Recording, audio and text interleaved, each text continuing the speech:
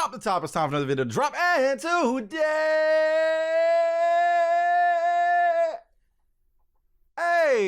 bring you guys the Bookerman challenge for the second time ever. Brandon's over there, as you see him right there, probably calling me extra right now. But nevertheless, if you missed the first episode of the Bookerman challenge, what the Bookerman challenge is, we put 5 minutes on the clock, and I have to pick 2 names from a cup as selected by Brandon Does Everything. YouTube.com/Brandon Does Everything. Go follow the man. He's over there doing timing for me, if you will. But nevertheless, I have names in this cup. I have to pick 2, and then I have to book a storyline for them in 5 minutes. And no, this is not scripted, as some of you said before. This is unscripted. I don't even know the names of the people that are in the cup. So without further ado, first person will be booked is...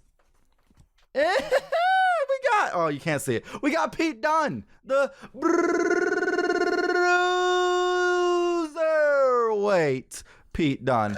About to bring a better end to somebody. Who is Pete Dunne facing, however? He's going to be...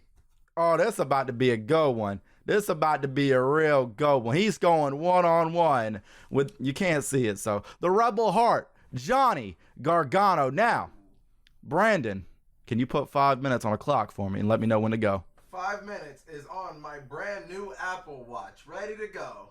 He just flexed with the Apple Watch. And start. Ladies and gentlemen, we're starting off at NXT. As you know, Johnny Gargano recently lost the NXT Championship to Adam Cole. Now we're heading in to NXT TakeOver Toronto.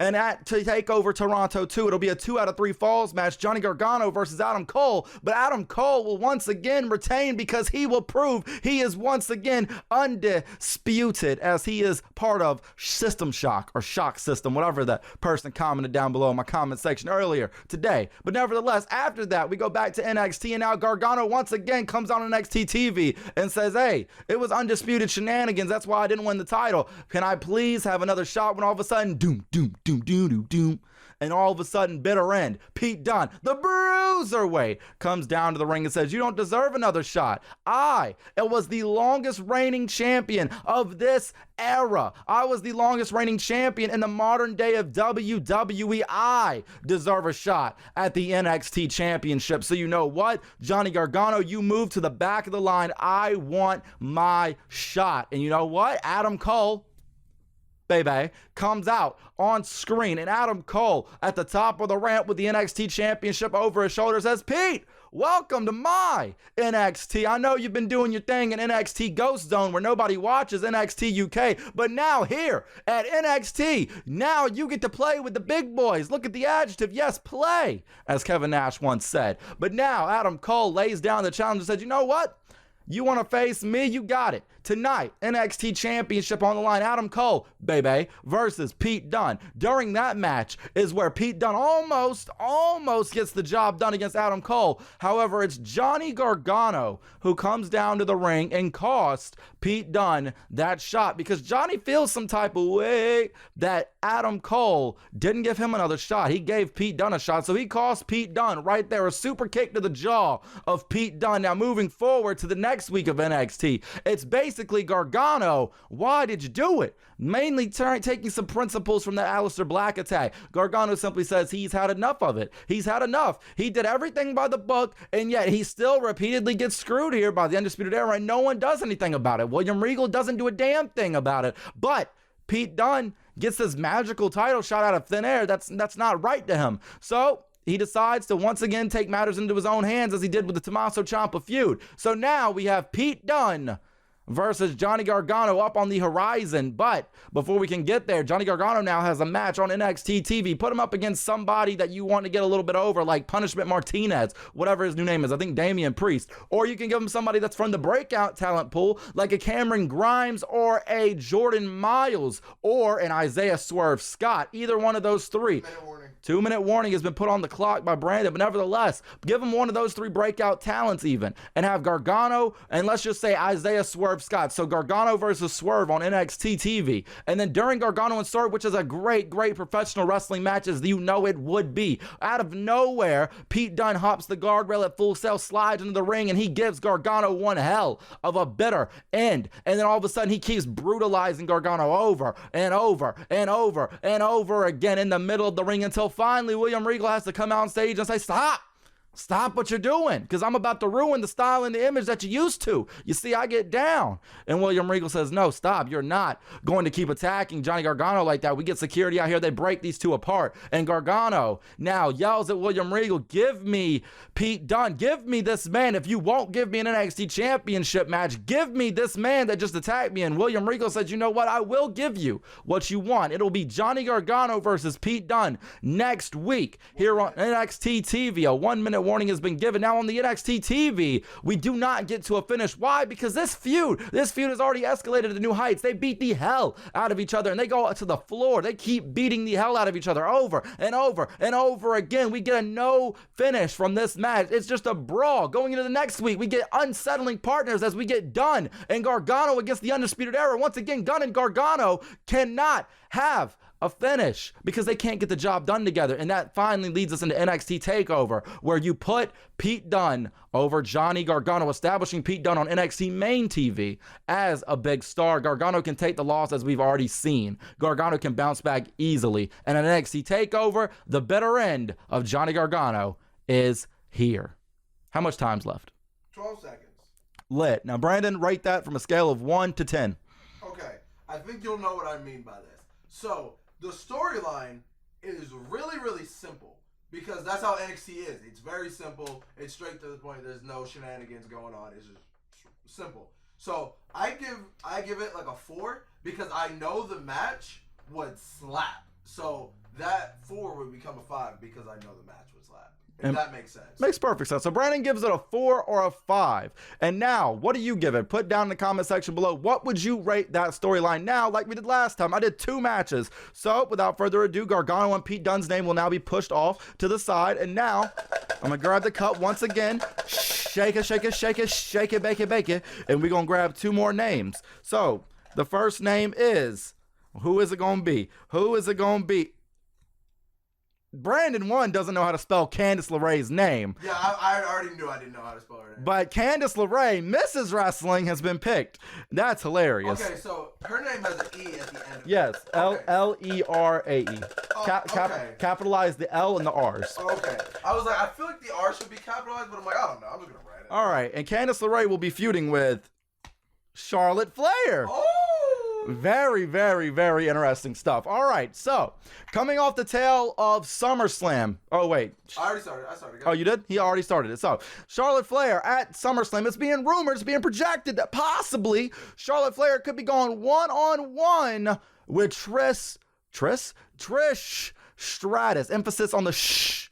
So Trish Stratus versus Charlotte Flair is going to happen at SummerSlam, at least in this universe of what we're booking. So Charlotte Flair goes under Trish Stratus. Trish Stratus goes over in that match, and Stratus faction reigns supreme here on SummerSlam. Now going into SmackDown the next week, Charlotte Flair's had enough. She finally comes down to the ring and says, damn it, I've had enough. This is the first episode of the Bischoff era. She says, damn it, I've had enough. I've had enough of the women around here not getting a chance. I've had them tired. I'm sick and tired of women coming out here getting 45 seconds of action. No, tonight we take the reins back. Tonight, I'm issuing an open challenge to anyone else out there. It could be Raw, SmackDown, NXT UK, 205 Live. If you want to face Charlotte Flair, come on down. If you want to make yourself known against the Queen, come on down. And that is when Candice LeRae debuts on the main roster. And I don't know where they're going to be at for those episodes of Raw and SmackDown after SummerSlam, but if they're still in Canada, that's pretty dope. So Candice LeRae comes on out to the middle of the ring, and she goes one-on-one with Charlotte Flair. Now, in this match, you put Candice and Charlotte in an absolute banger. I'm talking 12-minute, maybe 15-minute absolute war on SmackDown Live. Charlotte Flair goes for her patented big boot that she likes doing. Candice ducks underneath at the end of the match. A little schoolboy roll up. 1, 2, 3. Oh my God, what a big win here tonight for Candice LeRae in her first night. And she celebrated. Woo, Candice, I won. Woo, yeah. Boom, Charlotte attacks Candice from behind and just absolutely obliterates. So now you could even take a little bit of inspiration from Drew McIntyre versus Cedric Alexander if you want to, and what happened with Drew McIntyre attacking Cedric. You could do that if you want. Have Candice absolutely get destroyed by Charlotte Flair here on WWE TV. Now, we're going to be on the build to, I believe, Clash of Champions is what's coming up next for the WWE. So going on words to Clash of Champions, obviously there's no title in this feud, but what you have is a veteran in the indie world competing against a veteran in the WWE world. There's no denying that Charlotte Flair has done a lot in her quick span of time, but Charlotte Flair is being undermined already by this woman who has had so much decades of experience under her belt. Charlotte Flair and Candice LeRae could easily have a feud similar fashion to what Kevin Owens and John Cena had back whenever 2015, I want to say, they had their feud. So you could easily do the same thing. Charlotte Flair saying, you know what, Candice, you got lucky. It was a fluke. You couldn't beat me twice, even if you wanted to. Candice LeRae obviously comes out on SmackDown TV and says, hey, I'll be willing to do that anytime, any place, anywhere. You name the place, I'll name the time, and we can get this on if you want to all night long. 2 minutes remaining. So on the road to Clash of Champions, we now know at Clash of Champions it'll be Candice LeRae versus Charlotte Flair, because you can't book these two women in matches every single week knowing the landscape of SmackDown TV. But after having a big 14 to 15 minute brawl basically in a match on debuting Candice, you can't just have a special, like, you can't have a slow build, I guess you got to say. You got to have a fast paced build. So what we're going to do is on the third week of the build towards the pay-per-view, we're going to have Candice LeRae and Bayley in tag team action going up against Charlotte Flair and Sasha Banks, because in this universe, Sasha Banks came back at SummerSlam and returned on Bayley, attacking Bayley. So we have the heel Banks and the heel Flair going up against babyface Bayley and babyface Candice LeRae. Now, Bayley and Candice LeRae go under. Bayley takes the L to Sasha Banks in this match. She taps out to Sasha Banks. Now, we know Sasha versus Bayley will be happening at Clash of Champions. Meanwhile, we're still going to get Candice and Charlotte Flair. You still have two great feuds going up against each other here tonight. Now, moving into the fourth week, the final week of the build, as we are 1 minute away from the end of this 5-minute challenge. At the last week of this build, we have Candice LeRae. And what she's going to do is absolutely crazy, because Charlotte Flair is going to bust Candice LeRae open this last week of the build. She's going to get color in this last week of the build. Maybe Charlotte does the gimmick where she throws her into the LED post, boom, splits her wide open. As all of you know, Candice LeRae was famously known for bleeding at PWG. Let her do it here. Get some heat going into Clash of Champions. Have her get stretchered out. You know what? But then have her get off the stretcher halfway up the ramp and say, no, I'm still making a Clash of Champions. And at Clash of Champions, in a number one contendership match for the SmackDown Live Women's Championship, once again, you have Candice LeRae go over Charlotte Flair, and that leads even more to Charlotte Flair snapping, and that leads us in to Hell in a Cell coming up afterwards. How much time's left on the clock? 8 seconds. 8 seconds is left. Now, Brandon, you know the deal. 1 to 10 scale, what would you rate it? I would rate that a Apple Watch going off. Let me know the time stop. Anyways, I'd rate that a 5. You know why? Because Candice LeRae goes over twice, and then it also gives Charlotte an even bigger reason to be a douche, because she snaps, and then they'll get a third match at Hell in a Cell. And then I feel like at that pay-per-view, either one of them could go over, since it's a Hell in a Cell pay-per-view, and they could have a gimmick, but that's not what we booking. We're going all the way off. But, yeah, I'd rate that like a 4.5, because those matches would slap, and especially if they let Candice bleed too, easy. All right, guys. Now, before we end things here, I want to take a look, just for fun, at who the other two names were. So, for one of the last names was Timmy Turner, and another name was give me 250 on the clock. 250? Because Jimmy Neutron was the other man. Bet. Let's get it. 250 on the clock. 2 seconds. Hold up. We got it. We're getting 2 minutes and 50 seconds on the clock to book Jimmy Neutron versus Timmy Turner, ladies and gentlemen.